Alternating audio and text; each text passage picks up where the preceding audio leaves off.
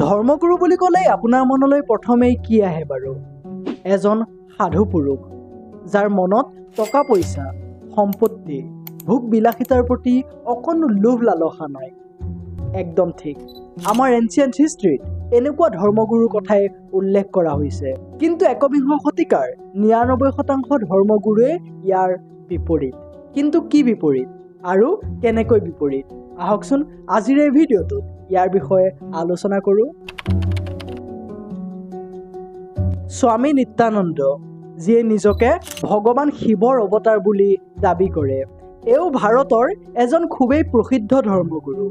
Russia, USA, China, Germany, স্পেইনকে আদি কৰি মুঠ 25খনমান দেশৰ বহু মিলিয়ন ভক্তই এওঁক অনুসৰণ কৰে।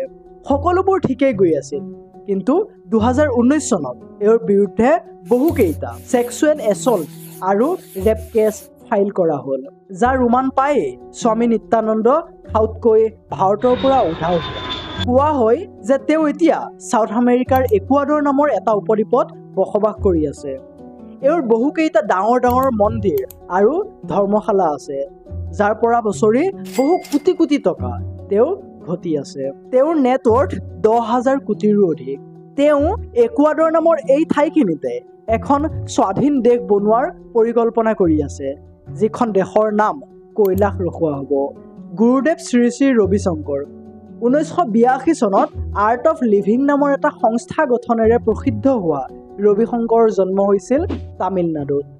পৃথিৱীৰ 180খন দেশৰ মুঠ 50 কোটিৰো বেছি মানুহে এওঁক অনুসৰণ কৰে। এওঁ কলম্বিয়া, মংগোলিয়া, চুৰিনাম আৰু পেৰাগুৱে আদি দেশৰ পৰাও বহু এৱাৰ্ড পাইছে। 2016 চনত এওঁক পদ্মবিভূষণেৰেও সন্মানিত কৰা হৈছিল। এওঁৰ সংস্থালৈ বছৰি 1000 কোটিৰো অধিক টকা আহে। আসাৰাম বাপু, এওঁৰ গোটেই পৃথিৱীতে 350খনৰো অধিক আশ্ৰম আৰু 17,000ৰো অধিক শিশু সংস্কাৰ কেন্দ্ৰ আছে। আসাৰাম বাপুৰ পত্নীৰ নাম লক্ষ্মী দেৱী, এওঁলোকৰ পুত্ৰৰ নাম নাৰায়ণ চাই আৰু পুত্ৰীৰ নাম ভাৰতী দেৱী। 2013 চনত আসাৰাম বাপু ৰেপ কেছত ফচি কাৰাবন্দী হয়। এতিয়া তেওঁ যোধপুৰ জেলত যাৱজ্জীৱন কাৰাবন্দী হৈ আছে।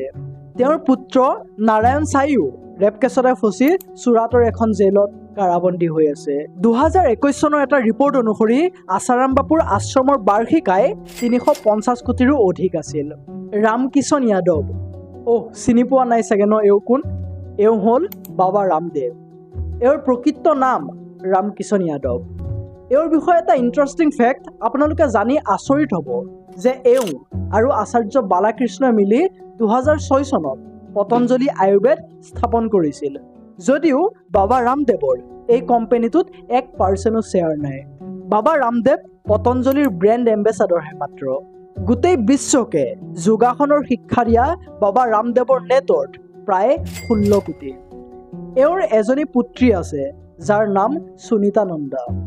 এওঁৰ পত্নীৰ নাম কি সেইটো আজিলৈকে ৰাজহুৱা কৰা হোৱা নাই। ধীৰেন্দ্ৰ কৃষ্ণ শাস্ত্ৰী, যি বাগেশ্বৰ বাবা নামেৰেও প্ৰসিদ্ধ। এওঁ কম বয়সৰ সকলোতকৈ প্ৰসিদ্ধ বাবা। এওঁ দাবী কৰে যে মানুহৰ মুখ দেখিলেই মানুহজনৰ বিষয়ে এওঁ সকলোবোৰ গম পাই যায়। বৰ্তমান 26 বছৰ বয়সলৈকে এওঁ বিয়া কৰোৱা নাই, যদিও অতি সোনকালে বিয়া কৰাব বুলি বহু ইণ্টাৰভিউত এওঁ নিজেই কৈছে।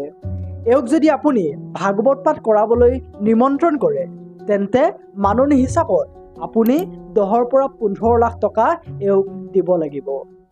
এওঁ সকলোকে আহ্বান কৰে যে নিজৰ পত্নী আৰু পৰিয়ালৰ বাহিৰে বাকী চব বস্তুৱে এওঁক দান কৰিব পাৰে। এওঁৰ নেটৱৰ্থ 19 কোটি 50 লাখ টকা। That's it for today. ইয়াৰে কিমানজন বাবাক বাৰু আপুনি সঁচাকে সাধু বুলি ভাবে? কমেণ্ট কৰি জনাওকচোন। লগতে ভিডিঅ'টোত এটা লাইক কৰি চেনেলটো ছাবস্ক্ৰাইব কৰি লওক।